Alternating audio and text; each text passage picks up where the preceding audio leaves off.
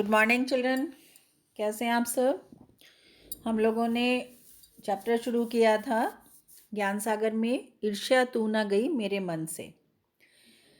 मैंने आपको समझाया था कि ईर्ष्या का अर्थ है जलन, जलन की भावना। और लेखक ने पाठ का प्रारंभ अपने एक जानने वाले के वर्णन से किया था, जो उसके घर के पास एक वकील साहब रहते हैं। वो अपने ही पड़ोस में रहने वाले बीमा एजेंट के ऐश्वर्य से, वैभव से, उसकी बढ़ती हुई समृद्धि से बहुत दुखी हैं, जलते हैं। जबकि वो स्वयं भी बहुत जो है अच्छा जीवन व्यतीत कर रहे हैं, धन संपत्ति है, पत्नी बहुत आज्ञाकारिणी है, नौकर बहुत अच्छे हैं, बच्चे बहुत अच्छे हैं। यानी एक सुखी मनुष्य के पास जो भी होना चाहिए वो सब उनके पास है, लेकिन वो सुखी नहीं है, क्योंकि वो हर समय अपनी तुलना बीमा एजेंट के वैभव से करते हैं। और उन्हें लगता है कि जो तड़क भड़क उसके पास है, वैभव ऐश्वर्य उसके पास है, वो उनके पास भी होना चाहिए। लेकिन इस ऐसा संभव नहीं हो सकता, तो इसलिए वो जलते रहते हैं। तो लेखक हमें बताता है कि किस तरह से जो है वो ईर्ष्या का जो भाव है मनुष्य के मन में, वो तब उत्पन्न होता है जब वो अपनी तुलना हमेशा दूसरों के साथ करता है। और वो ये देखता है कि कोई वस्तु ऐसी है या बहुत सी वस्तुएं ऐसी हैं जो दूसरों के पास हैं, लेकिन उसके पास नहीं है। और ऐसी स्थिति में जो उसके पास नहीं है, वो अभाव उसके हृदय पर दंश मारते हैं, उसके हृदय को पीड़ा पहुंचाते हैं। और ऐसा करने से व्यक्ति, जब ईर्ष्या का जन्म हो जाता है उस व्यक्ति के हृदय में, तो उसका सबसे बड़ा जो दुष्प्रभाव है वो उसके चरित्र पर पड़ता है। क्योंकि ऐसा व्यक्ति जो क्या है, वो क्या करता है, वो सृष्टि की प्रक्रिया को भूलकर, सृजन की प्रक्रिया को भूलकर, किसी अच्छी चीज़ों का निर्माण करने की प्रक्रिया को भूलकर विनाश में लग जाता है। वो हमेशा यही प्रयास करता है कि जिस व्यक्ति के प्रति उसके मन में ईर्ष्या है, वो हमेशा ये प्रयास करता है कि वो व्यक्ति दूसरों की नज़रों से गिर जाए, और इसके लिए वो उसके संबंध में सही गलत हर प्रकार की बात करता है। और जब वो जगह खाली हो, जो सम्मान उस व्यक्ति को मिल रहा है, जब वो सम्मान उससे जो है वो छिन जाए, तो वो उसे मिल जाए, यानी निंदा करने वाले को मिल जाए। लेकिन दुनिया में कभी किसी को भी गिराकर, किसी का अहित करके कभी कोई व्यक्ति उन्नति नहीं कर सकता। उन्नति अपने ही सद्गुणों के विकास के द्वारा, अपने ही प्रयत्नों के द्वारा, अपने ही परिश्रम के द्वारा की जा सकती है। तो ये संभव नहीं है। लेकिन जो ईर्ष्यालु व्यक्ति होता है, वो सदैव क्या प्रयास करता है, क्या दिखाने का प्रयास करता है कि मानो संसार की भलाई के अतिरिक्त उसका कोई दूसरा उद्देश्य नहीं है। यहाँ तक हमने पढ़ लिया था। उससे आगे का पाठ हम अब आज प्रारंभ कर रहे हैं। हमने अभी आपको बताया कि वो कैसे बात करते हैं, मानो विश्व कल्याण को छोड़कर उनका और कोई ध्येय अर्थात उद्देश्य ना हो। मगर जरा उनके अपने इतिहास को भी देखिए और समझने की कोशिश कीजिए कि जब से उन्होंने इस सुकर्म का आरंभ किया है, सुकर्म कहते हैं अच्छे काम को, यहाँ पर क्या है, यहाँ व्यंग्यात्मक भाषा है। ये बहुत तीखा व्यंग्य है। व्यंग्य का अर्थ क्या होता है कि हंसी मजाक के द्वारा किसी दूसरे को की बहुत खिंचाई करना, जिसको हम इंग्लिश में क्या कहते हैं कि उसने उसको टोंट किया है। तो यहाँ पर निंदा को सुकर्म कहकर, अच्छा कार्य कहकर लेखक जो है वो क्या कर रहा है, लेखक व्यंग्य कर रहा है। तो इसलिए वो कहता है कि जब से इस सुकर्म का अर्थात दूसरों की निंदा करने का, दूसरों से ईर्ष्या करने का, जलने का कार्य किया है, आरंभ किया है, तब से वे अपने क्षेत्र में आगे बढ़े हैं या पीछे हटे हैं। यानी जब व्यक्ति अपनी शक्ति, अपनी बुद्धि दूसरों को से जलने में खर्च करता है, उसका अपव्यय, अपव्यय मतलब उसका फिजूल खर्च करता है, उसको बर्बाद करता है, तो वो जीवन में आगे नहीं बढ़ सकता। वो सदैव अपने क्षेत्र में पीछे हटता है। इसका एक और भी जो है वो दुष्परिणाम होता है कि अगर वो ये समझ ले कि यदि वो अपनी शक्ति, अपनी बुद्धि इस कार्य में खर्च ना करता, व्यर्थ ना करता, उसका अपव्यय ना करता, किस कार्य में, निंदा करने में, तो आज उसका स्थान कहाँ होता। अर्थात निश्चित रूप से वो अपने जीवन में बहुत अधिक उन्नति कर सकता था। चिंता को लोग चिता कहते हैं, लेकिन दोनों में अंतर है। जिसे किसी प्रचंड चिंता ने पकड़ लिया है, प्रचंड यानी भयंकर, बहुत बुरी, बहुत भयानक चिंता किसी के मन में है, तो उस बेचारे की जिंदगी ही खराब हो जाती है। किंतु ईर्ष्या शायद चिंता से भी बदतर चीज है। बदतर मतलब बुरी, यानी ईर्ष्या चिंता तो बुरी है, लेकिन ईर्ष्या चिंता से भी बुरी है, क्योंकि वह मनुष्य के मौलिक गुणों को ही कुंठित बना डालती है। कुंठित करने का मतलब होता है उनको कमजोर करना, उनका नुकसान करना। तो जब व्यक्ति के हृदय में ईर्ष्या उत्पन्न होती है, तो उसके जो गुण हैं वो गुण धीरे धीरे नष्ट होने लगते हैं। मृत्यु शायद फिर भी श्रेष्ठ है बनिस्बत इसके कि हमें अपने गुणों को कुंठित बनाकर जीना पड़े। लेखक क्या कहता है कि यदि हमारे गुण ही धीरे धीरे समाप्त होने लगे, यदि हमारे गुणों का ह्रास होने लगे, उसके स्थान पर हमारे चरित्र में अवगुण आने प्रारंभ हो जाए, तो ऐसे जीवन के बजाय, बनिस्बत मीन्स बजाय, ऐसे जीवन की बजाय मृत्यु ज़्यादा श्रेष्ठ है। यानी अगर गुणों को खोकर जीना हो तो ऐसे जीवन से मृत्यु बेहतर है। एक और भी अंतर है चिंता और चिता में कि चिंता क्या है, चिता जीवित व्यक्ति को, जो चिता है वो मृत व्यक्ति को जलाती है, ठीक है, उसको पीड़ा नहीं होती।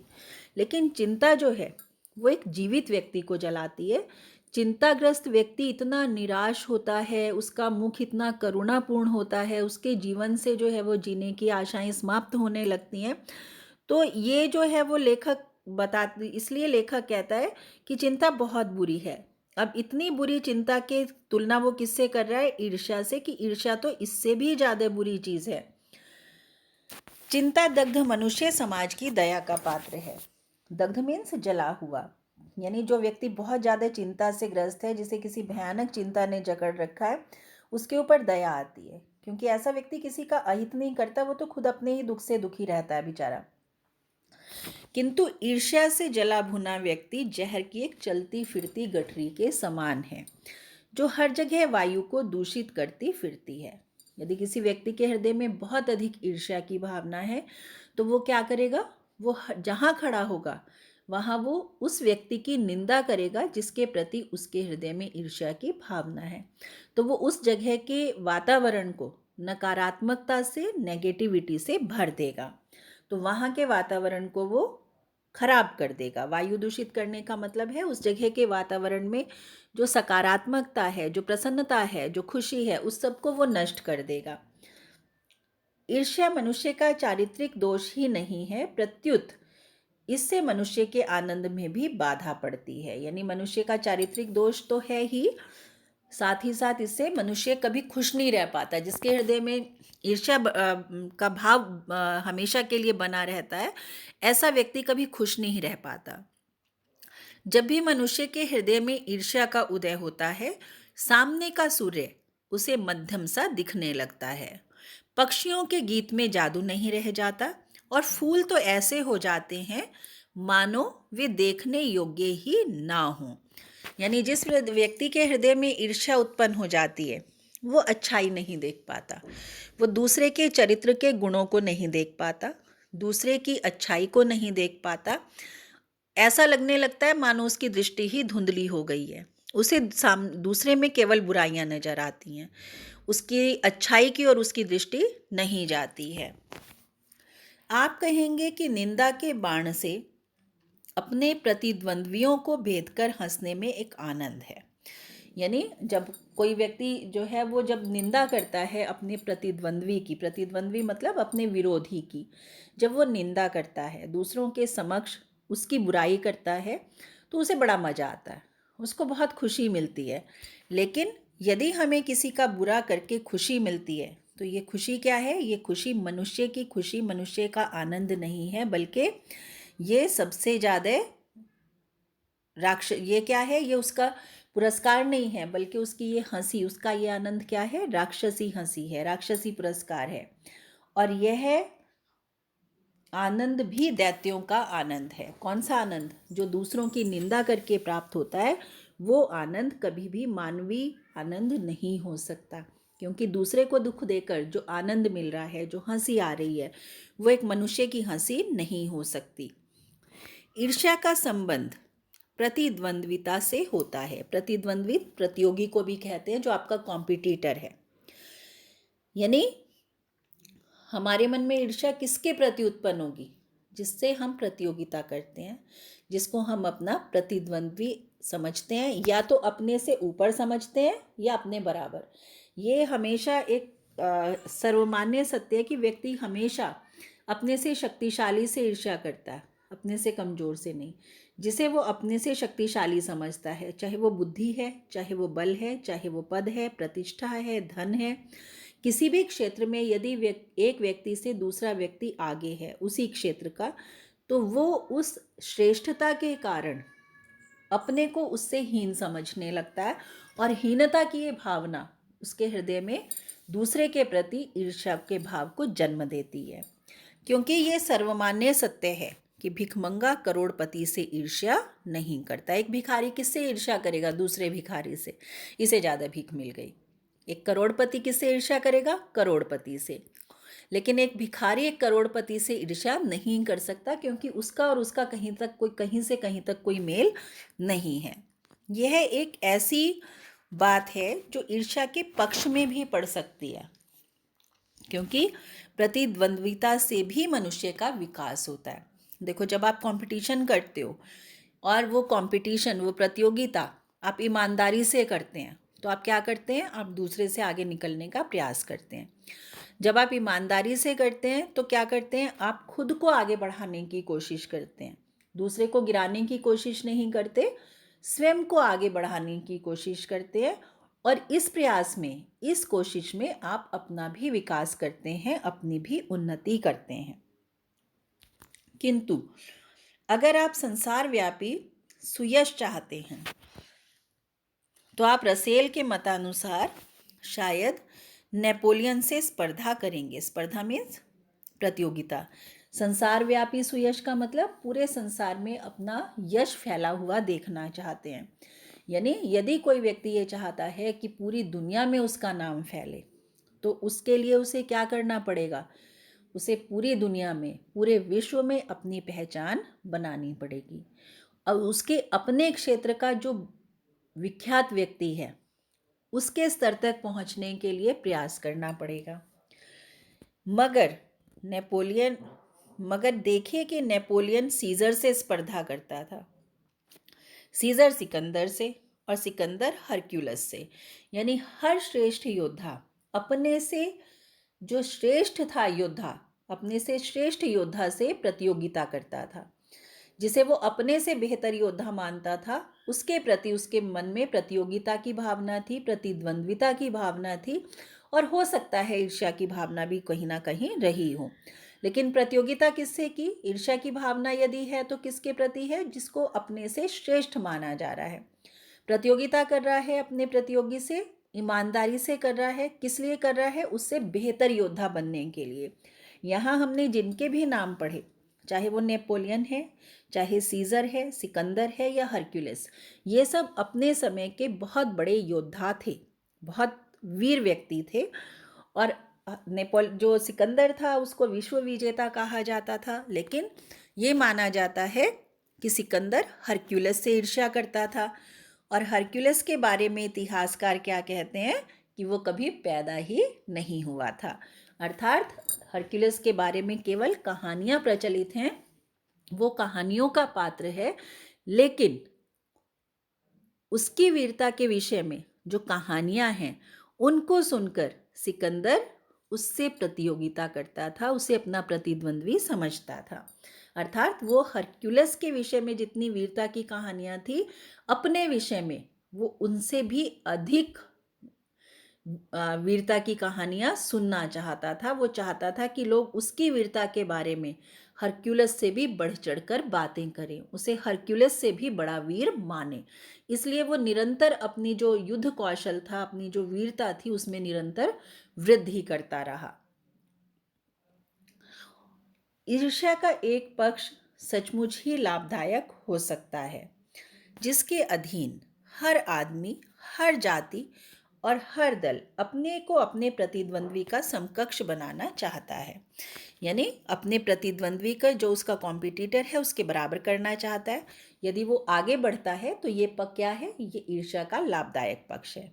लेकिन ये संभव कब होगा, व्यक्ति के लिए ईर्ष्या कब लाभदायक होगी, ईर्ष्या का कौन सा, ईर्ष्या जो है उसका पक्ष लाभदायक कैसे होगा, ये तब होगा जब ईर्ष्यालु व्यक्ति यह महसूस करता है कि कोई चीज़ है जो उसके भीतर नहीं है, लेकिन कोई चीज़ है जो दूसरों के पास है, किंतु वह यह नहीं समझ पाता कि इस वस्तु को कैसे प्राप्त करना चाहिए, और गुस्से में आकर वह अपने किसी पड़ोसी या किसी समकालीन व्यक्ति को अपने से श्रेष्ठ मानकर उससे जलने लगता है, जबकि वे लोग भी अपने आप से हो सकता है शायद वैसे ही असंतुष्ट हों।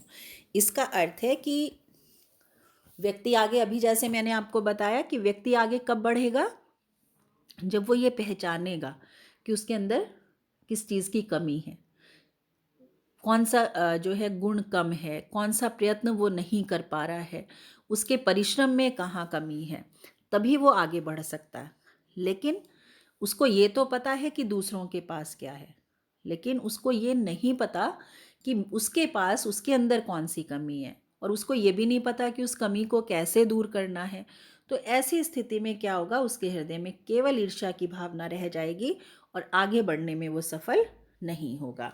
क्योंकि कई बार क्या होता है कि हमें ऐसा लगता है, जिस व्यक्ति के प्रति हमारे मन में ईर्ष्या की भावना होती है, हमें ये लगता है कि ये व्यक्ति बहुत खुश है, बहुत संतुष्ट है, बहुत आगे अपने जीवन में इसने सफलता प्राप्त की है, और इसलिए हम उससे जलने लगते हैं। लेकिन ये भी हो सकता है कि ये केवल हमें लगता है, वास्तविकता में उसका भी जीवन उतनी ही असफलताओं से या चुनौतियों से या परेशानियों से भरा हुआ हो जितना हमारा है। तो अक्सर ईर्ष्यालु व्यक्ति क्या करता है, ईर्ष्यालु व्यक्ति जो है वो दूसरे को श्रेष्ठ मान के उससे जलने लगता है, अपने से अच्छा मानता है, जलने लगता है, लेकिन ये जबकि वो हो सकता है कि वो व्यक्ति भी उसी के जैसा हो। आपने ये भी देखा होगा कि शरीफ लोग अक्सर यह सोचते हुए अपना सिर खुजलाया करते हैं कि फला आदमी मुझसे क्यों जलता है, मैंने तो उसका कुछ नहीं बिगाड़ा, फिर अमुक व्यक्ति इस कदर मेरी निंदा में क्यों लगा हुआ है।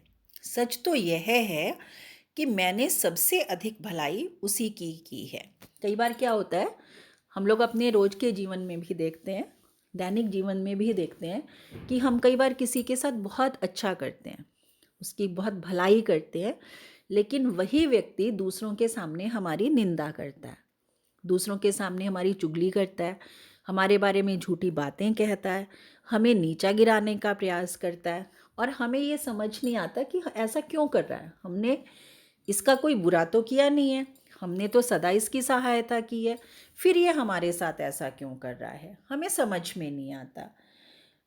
क्या होता है, हमारे मन में क्या आता है कि मैं तो पाक साफ हूँ, मेरे मन में तो किसी के लिए कोई बुरी भावना नहीं है, मैं तो बल्कि अपने दुश्मनों की भी भलाई ही सोचता हूँ, फिर लोग मेरी निंदा क्यों कर रहे हैं, फिर ये लोग मेरे पीछे क्यों पड़े हुए हैं, मुझ में कौन सा वह ऐब है, ऐब मीन्स बुराई, जिसे दूर करके मैं इन दोस्तों को चुप कर सकता हूँ, खुश कर सकता हूँ।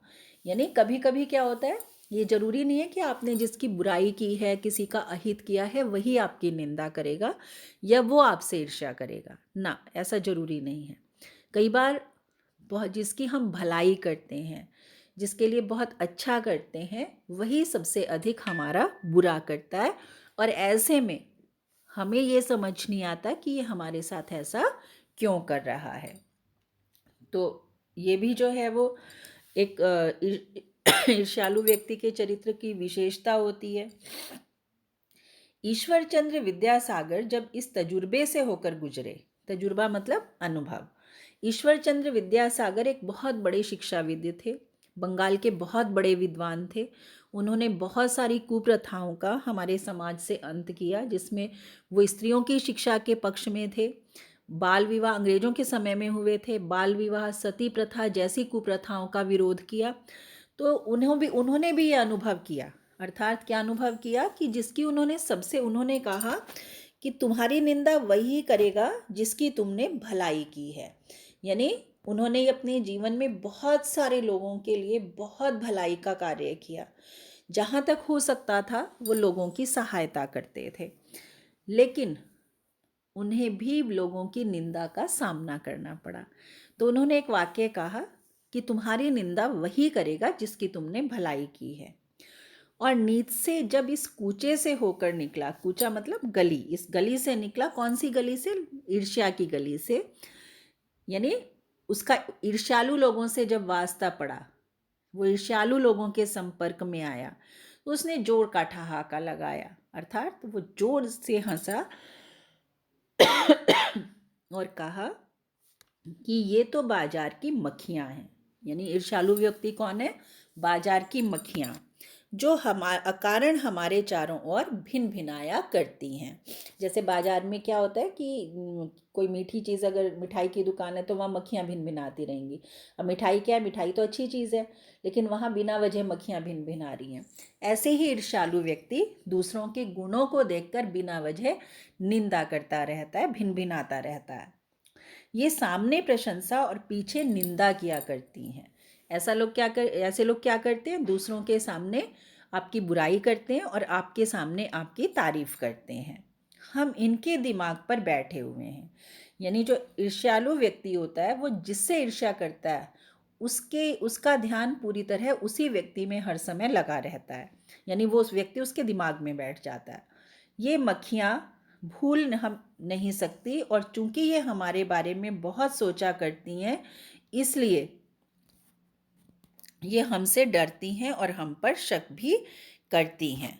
तो इस तरह से यानी जो ईर्ष्यालु व्यक्ति है, वो दूसरे व्यक्ति के भलाई के कार्यों पर भी संदेह करता है, दूसरे व्यक्ति से डरता है, और इसलिए उसके अच्छे कार्यों की भी प्रशंसा नहीं करता।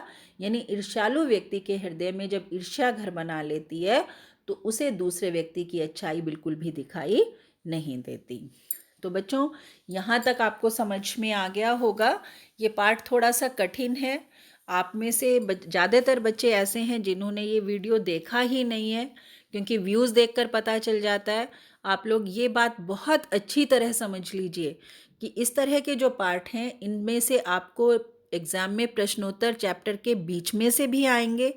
अगर आप ये पाठ ध्यान से नहीं सुनेंगे, नहीं समझेंगे, तो आपको एनुअल एग्ज़ाम्स में बच्चे बहुत अधिक प्रॉब्लम होगी, बहुत मुश्किल होगी, और आपको क्वेश्चन आंसर्स की लैंग्वेज भी समझ में नहीं आएगी। इसलिए मेरी आपसे रिक्वेस्ट है कि जब भी मैं आपको कोई चैप्टर समझाती हूँ, वीडियो भेजती हूँ, तो आप प्लीज़ उसको सारे बच्चे ध्यान से देखें, ध्यान से सुने, और हो सके तो उसके सभी भागों को एक बार अच्छी तरह से एक साथ सुनने का प्रयास करें, ताकि आपको पाठ अच्छी तरह से समझ में आ जाए।